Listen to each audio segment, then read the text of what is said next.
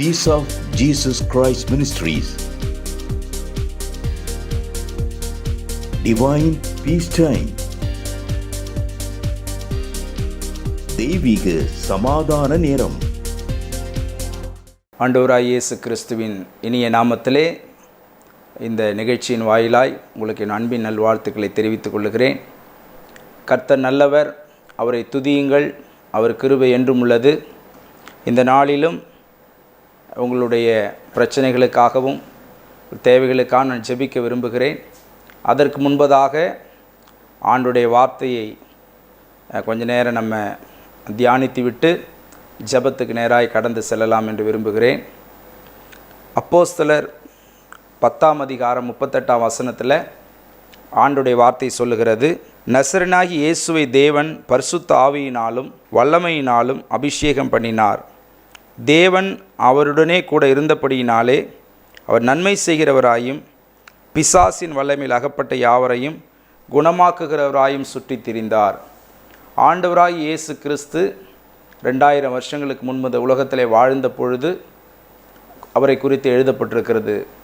தேவாதி தேவனுடைய குமாரனாய் இயேசு கிறிஸ்து மனு அவதாரம் எடுத்து இந்த பூமிக்கு வந்தார். அவர் வாழ்ந்த நாட்களிலே அவர் நன்மை செய்கிறவராக அவர் சுற்றி திரிந்தார். பிசாசின் பிடியிலுள்ள மக்களை விடுவிக்கிறவராகவும் வியாதி பிரச்சனைகளை குணமாக்குகிறவராயும் அவர் சுற்றி திரிந்தார். இந்த நாளில் அநேக தேவைகள், நம்முடைய மனுஷ வாழ்க்கையிலே அநேக தேவைகள் உண்டு, பல பிரச்சனை உண்டு.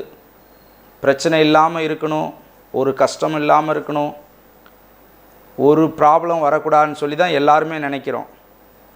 எந்த பணப்பிரச்சனை இருக்கக்கூடாது, எந்த யாரும் போராட்டம் இருக்கக்கூடாது, ஒரு கஷ்டம் இல்லாமல் இந்த உலகத்தில் வாழ வேண்டும் என்று சொல்லி எல்லா மனிதரும் விரும்புகிறார்கள். அதில் முக்கியமான ரொம்ப கடினமாக நான் உணர்த்தப்படுவது இந்த வியாதி தான். ஏன்னா நோயற்ற வாழ்வே குறைவற்ற செல்வம் அப்படின்னு நம்ம பார்க்குறோம். வியாதி மற்ற ஹெல்த்தாக இருக்கும்போது வாலிபத்திலே இப்படி வியாதி பிரச்சனை ஒரு பெரிய பிரச்சனையாக இருக்கிறது. யாருக்கு இருக்குன்னா அந்த வியாதி யாருக்கு வருகிறதோ அது பெரிய கஷ்டம். ஒரு சின்ன சின்ன வியாதி, ஏதோ ஒரு மாத்திரை போகிறோம் சரியாக போகுதுன்னா பிரச்சனை இல்லை.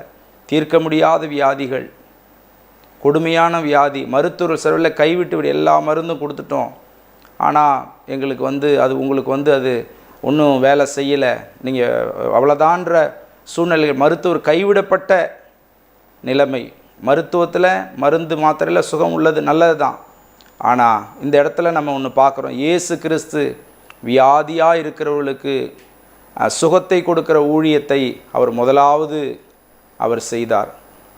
நான் கூட அந்த ஆண்டோடைய வார்த்தையை கொடுக்கும் பொழுது என்ன டாபிக் பேசலான்னு சொல்லி ஆண்டவர்கிட்ட கேட்டுக்கொண்டிருந்தேன். பல பிரச்சனைகள், பல நிகழ்ச்சிகள், பல ஆண்டுடைய மனிதர்கள், பல காரியங்கள், உலகத்தில் பல பிரச்சனை இருக்குது. ஆனால் ஆண்டவர் என்னை நடத்தின விதம், வியாதி உள்ளவர்களுக்காக முதல்ல பிரைமரி ஃபஸ்ட்டு முதலுரிமை, அதுக்காக அதை குறித்த வார்த்தைகளை சொல்லி, தீர்வை சொல்லி, இயேசுடைய நன்மையை சொல்லி, அதற்காக ஜெபிக்க தான் கர்த்தர் என்னை வழி நடத்தினார். ஹல்லேலூயா. அதில் வாசிக்கிறோம், இயேசு கிறிஸ்து அவர் சுகம் கொடுத்தார். வியாதியஸ்தர்களை கண்ட பொழுது அவர் மனதுருகினார். இப்போ இன்றைக்கி நம்ம வியாதியஸ்தரில் அநேகர் நம்ம மனதுருகிறோம், சில வேளை நம்ம உள்ளமே கல்லாகி விடுங்க. ஆனால் இயேசு கிறிஸ்து வியாதியஸ்தரில் கண்டு போய் மனதுருகினார். அதில் வாசிக்கிறோம், லூக்கா சுவிசேஷம் 8ஆம் அதிகாரம் 43 44 வசனத்தை பார்க்கும் பொழுது, 12 வருஷமாய் பெரும்பாடு உள்ளவளாய் இருந்து தன் ஆஸ்திகளை எல்லாம் வைத்தியர்களுக்கு செலவழித்தும் ஒருவனாகிலும் சொஸ்தமாக்கப்படாத ஒரு ஸ்திரீ, இருக்கிற எல்லா பொணங்களையும் 12 வருஷமாக, 1 வருஷம் 2 வருஷம் 1 மாதம்னா நினச்சி பாருங்கள், ஒரு 3 மாதம், ஒரு வருஷம் ஹாஸ்பிட்டலும் கைமானம் அலையும் பொழுதே நமக்கு எதுவுமே சாப்பிட முடியாத வீட்டில் ஒரு துக்க வீடு போலேயே அது இருக்கும். அந்த நிலைமையில் கடந்து வருகிறவர்களுக்கு தான் அது தெரியும். அந்த பாரங்களை கர்த்தர் எனக்கு கொடுத்து தான் நான் இந்த வார்த்தையை கொடுக்க ஆண்டவர் கிருபை தருகிறார். 12 வருஷங்கள் தன் ஆஸ்திகள்னு போட்டிருக்கு, எல்லா சொத்து பத்தையும் விற்று அவங்க செலவழிச்சிட்டாங்க. சொல்லிவிட்டு அதில் ஒரு விஷயம் இருக்குது, ஒரு மருத்துவர் கூட அவர்களுக்கு சுகம் கொடுக்க அப்படி இல்லைன்னு போட்டிருக்கு. ஒரு மருத்துவரால் கூட அந்த சுகத்தை கொடுக்க முடியல. இயேசுவை குறித்து கேள்விப்பட்டுன்னு வாசிக்கிறோம். இயேசு அற்புதங்களை செய்கிறார், குருடருக்கு பார்வையை கொடுக்கிறார், முடவர்களை நடக்கச் செய்கிறார், குஷ்டரோகி சுகமாக்குறார்.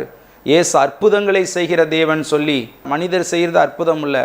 மனிதர் அநேக காரியங்களை செஞ்சாலும் மனுஷனால் முடியாத கர்த்தர் செய்யக்கூடிய காரியங்கள் பேர் தான் அற்புதம். இயேசு கிறிஸ்து அவர் அற்புதங்களை செய்கிற தேவனாய் இருக்கிறார். ஆண்டவராய் இயேசு கிறிஸ்து அற்புதங்களை செய்கிற தேவனாய் இருக்கிறார். என்ன பண்ணாங்க அந்த அம்மா? அவருக்கு பின்னாக வந்து அப்படி வஸ்திரத்தின கும்பல் ஜனக்கூட்டம் நெறித்து கொண்டு, ஜனக்கூட்டம் மிகுதியாக இருக்குன்னு சொல்லி நம்ம பைபிளில் வாசிக்கிறோம். இயேசுவின் வஸ்திரத்தின் ஓரத்தை அந்த அம்மா தொட்டாங்க. ஆனால் என் வஸ்திரத்தை தொட்டால் சுகமாக அப்படிலாம் சொல்லலை அவங்க. இவங்க விசுவாசத்தோடு போய் இயேசு என்ன தொட முடியாது, நானாச்சு இயேசுவை போய் தொடுறேன்னு சொல்லி அப்படி வஸ்திரத்தின் ஓரத்தை தொட்டால் உடனே அவளுடைய பெரும்பாடு நின்று போயிட்டு, உடனே அந்த அவங்க நோய் அந்த நேரத்திலே அது நின்று அவர்கள் ஆரோக்கியமடைந்தார்கள். தேவாதி தேவனுக்கு மகிமை உண்டாவதாக. ஏன்னா வேதத்தில் வாசிக்கிறோம், ஏசாயா 53:5 நம்முடைய மீறுதலுக்காக இயேசு கிறிஸ்து நொறுக்கப்பட்டார், நம்முடைய அக்கிரமங்களுக்காக அவர் காயப்பட்டார், நம்முடைய தண்டனை அவர் ஏற்றுக்கொண்டு நமக்கு சமாதானம் கொடுத்தார், அவருடைய தழும்புகளாலே நாம் குணமாகிறோம் என்று எழுதப்பட்டிருக்கிறது. 1 பேதுரு 2:24 பேதுரு அப்போஸ்தலன் சொல்கிறாரு, அவருடைய தழும்புகளால் குணமானீர்கள், சுகமானீர்கள்னு சொல்கிறார். நம்முடைய ஆண்டவராக இயேசு கிறிஸ்துவின் ரத்தம் சகல பாவங்களை நீக்கி சுத்திகரிக்கணும். 1 யோவான் 1:7 மற்றும் 9 நம்முடைய பாவங்களை அறிக்கையிட்டால் பாவங்களை நமக்கு மன்னித்து எல்லா அநியாயத்தை நீக்கி சுத்திகரிக்க இயேசு கிறிஸ்து உண்மை நீதி உள்ளவராக இருக்கிறார். இயேசுவால் முடியாது ஒன்றுமே இல்லை. தேவனாலே எல்லாம் கூடும், தேவனாலே கூடாது ஒன்றுமில்லை.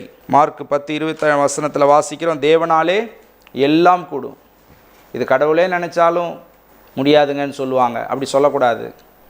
இயேசுவால் எல்லாம் கூடும், தேவனாலே கூடாத காரியம் ஒன்றுமில்லை. லூக்கா 1:37 எழுதப்பட்டிருக்கிறது. மார்க்கு 6:56 ஏன் வசனத்தை சொல்கிறேன்னா, அந்த வசனம் தான் ஜீவனுள்ள வார்த்தைகள். மார்க்கு 6:56 அவரை தொட்ட யாவரும் சுஸ்தமானார்கள். யாரெல்லாம் இயேசுவை தொட்டார்களோ அவள் சுஸ்தமானார்கள். எபிரேயர் 13:8 வாசிக்கிறோம், ஆண்டவராய் இயேசு கிறிஸ்து நேற்றும் இன்றும் என்றும் மாறாதவராய் இருக்கிறார். அன்னைக்கு அற்புதங்களை இயேசு கிறிஸ்து அன்னைக்கு செஞ்சார், வேதத்தில் உள்ளதை நம்ம படிக்கிறோம். இன்றைக்கி என் வாழ்க்கையில் அற்புதம் நடக்குமா அப்படின்னு ஒருவேளை நீங்கள் நினைக்கலாம். இன்றைக்கி என் வாழ்க்கையில் அந்த அற்புதம் நடக்குமா, நான் வியாதியோடு இருக்கிறேன், கஷ்டம் முடியுமா? கண்டிப்பாக வசனம் சொல்லுது, இயேசு கிறிஸ்து இன்றைக்கியும் அவர் வல்லமையுள்ளவராக இருக்கிறார். பரிசுத்த ஆவியானவர் மரித்து உயிர்த்தெழுந்து பரலோகத்தில் இருக்கிறார், நமக்காக பரிந்து பேசி கொண்டிருக்கிறார். பரிசுத்த ஆவியானவரை அனுப்பியிருக்கிறார். அந்த பரிசுத்த ஆவியானவர் சுகமாக்குகிற அந்த ஊழியத்தை செய்கிறார். தம்முடைய ஊழியக்காரர்கள் அவருடைய பிள்ளைகளை கர்த்தர் அபிஷேகம் பண்ணி அவர்கள் ஜெபிக்கும் பொழுது, அவள் உபவாசத்தோடு ஜெபிக்கும் பொழுது, அவங்க பாரத்தோடு ஜெபிக்கும் பொழுது, ஆண்டவரை பற்றி நம்ம அறியாதவர்களாக இருந்தால் கூட ஜெபிக்கும் பொழுது தேவன் இன்றைக்கும் அவர் சுகத்தை கொடு. எத்தனையோ சாட்சிகளை நமக்கு கடந்த வாரங்களில் எவ்வளோ பேர் வியாதியஸ்தர்கள் வந்து அவங்க புதிதாய் ஆண்டவரை அறியாதவர்கள் நிறைய பேர் கூட வந்து அவங்க எண்ணெய் எடுத்துகிட்டு வந்து ஜெபம் பண்ணிக்கிறாங்க. டாக்டர் என்ன சொன்னாங்க, அவ்வளோதான், வயசாயிருச்சு, உங்களுக்கு எலும்பு தேஞ்சி போச்சு, எல்லாம் ஃபால்ட் ஆயிடுச்சு, இனி ஒன்றும் பண்ண முடியாதுன்னு ஸ்டேட்மெண்ட்டை நிறைய பேர் நல்ல நல்ல டாக்டர் சொல்லி நம்ம கேட்குறோம். ஆனால் அவங்க வந்து ஜெபிக்கும் பொழுது விசுவாசத்தோடு அவங்க இயேசப்பாட்டை ஜெபிக்கும் பொழுது இயேசு கிறிஸ்து அவர்களுடைய சுகத்தை கொடுக்கிறார்.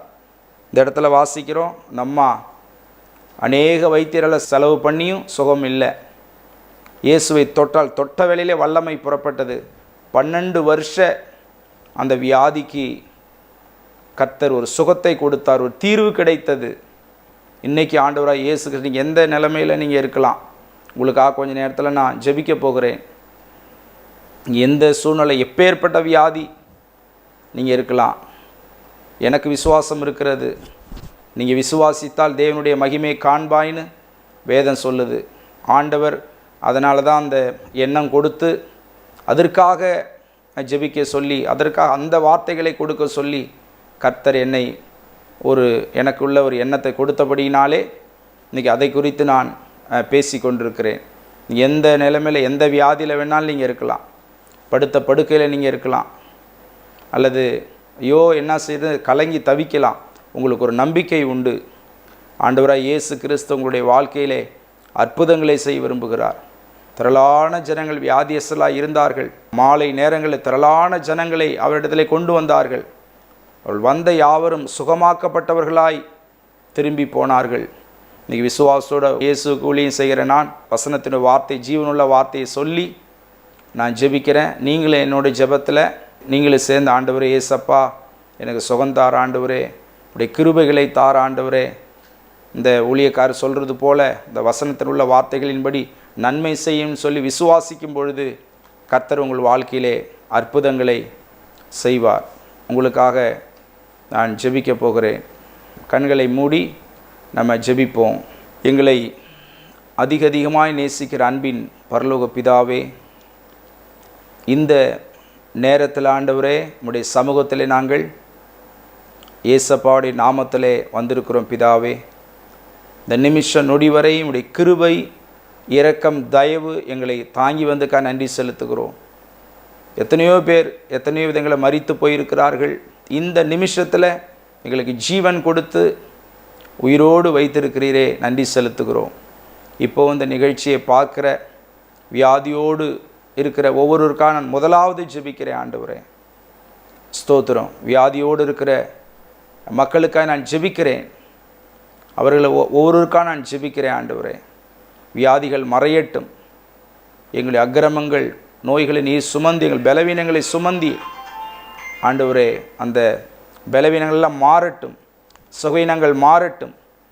பலவீனத்தின் ஆவியே, சுயனத்தின் ஆவியே, ஒவ்வொரு வியாதியின் சரீரத்தோடு இப்பொழுதே புறப்பட்டு ஓடிப்போய் என்று சொல்லி இயேசு கிறிஸ்துவின் நாமத்தில் துரத்தி கட்டளை எடுக்கிறேன்.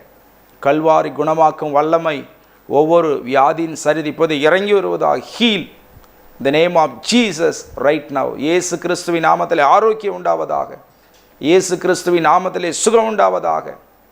ஒவ்வொருடைய வாழ்க்கையிலும் இயேசு கிறிஸ்துவின் நாமத்தில் நன்மை உண்டாவதாக. இயேசு கிறிஸ்துவின் நாமத்தில் ஒருவருடைய ஜீவியத்திலும் வாழ்க்கையில் ஒரு அற்புதம் நடைபெறுவதாக. இயேசு கிறிஸ்துவின் நாமத்தில் விடுதலை உண்டாவதாக. கர்த்தருடைய ஆவியானவர் எங்கே எங்கே விடுதலை உண்டு. குமாரனா இயேசு கிறிஸ்து விடுதலை ஆக்கில மெய்யா விடுதலை ஆவீர்கள். சத்திய வசனத்தை அறிவீர்கள். சத்தியங்களை விடுதலையாக்குன்னு சொல்கிற வார்த்தையின்படி விடுதலையை தாரும். இப்படி தழும்புள்ள கரல் நீர் தொடுங்க ஆண்டவரே. பரிபூர்ண தெய்வீக சுகம் உண்டாகட்டும். மருத்துவர் மருந்து மாத்திர சுகம் உண்டு. ஆனால் நம்முடைய தெய்வீக சுகம் பரலோகத்திலிருந்து உன்னதத்திலிருந்து பரிசுத்த ஆவியானவர் தெய்வீக சுகத்தினாலே சுகத்தை கட்டளையிடும். இதுக்கு பிறகு எனக்கு கர்த்தர் சுகம் கொடுத்தான்னு சொல்லி இன்னும் தீர்க்காயுசோடு வாழ, இயேசுக்காய் வாழ, ஆண்டவரை பின்பற்றி ஆண்டவருடைய கிருபைகளை உணர்ந்து கொண்டு அந்த மோட்ச பாக்கியத்திற்கு ஒவ்வொருவரும் ஆண்டவரே பிள்ளைகளாய் மாற்றும் ஐயா. கிருபை தாரும். பாவத்திலிருந்து விடுதலை தாரும். தெய்வீக சுகத்தினால் நிரப்பு ராஜா. மழை எல்லாம் முடியும். அற்புதங்களை செய்யும் ஐயா. வியாதிசில கண்டபொழுது மனதுருகினீர். மனதுருக்கம் செயல்படட்டும் ஐயா. திரளான ஜனங்களை கண்ட பொழுது நீர் மனதுருகினீர். அற்புதங்களை செய்யும் ஐயா. கிருபை தாரும். ஏதோ இந்த நிகழ்ச்சியை பார்த்தோம், ஏதோ ஒரு டைம் வீணான நேரம் ஆகாதபடி ஒரு பிரயோஜனமுள்ள ஒரு நேரமாக இந்த நேரத்தை எங்களை மாற்றி தாரும் ஐயா. அற்புத சுகங்களை கட்டளையிடும். கிருபை தாரும். அந்த பெரும்பாடுள்ள ஸ்திரீக்கு சுகத்தை கொடுத்த தேவன் இந்த நாளிலே வியாதியோட ஊருக்கு சுகத்தை தாரும். நேற்றும் இன்று வென்று மாறாதிருக்கிற இயேசு ராஜா அற்புதங்களை செய்யும்படி நாங்கள் ஜெபிக்கிறோம். இன்றைக்கு அதே வல்லமையோடு கிரியை செய்கிற தேவன் இருக்கிறேன்னு சொல்லி நாங்கள் விசுவாசிக்கிறோம். இப்படி சுகத்தை தந்ததுக்காய் நன்றி செலுத்துகிறோம். இந்த ஜெபத்திற்கு பதில் கொடுத்ததுக்காய் ஸ்தோத்திரம் ஐயா. எல்லா கணம் துதி மகிமை உங்களை ஏறெடுக்கிறோம் ஏசப்பா. எங்களை தாழ்த்தி ஒப்பு கொடுக்கிறோம். ஆண்டவரை இயேசு கிறிஸ்துவின் நாமத்தில் ஜெபிக்கிறோம் எங்கள் அன்பின் நல்ல பிதாவே. ஆமேன். Praise the Lord.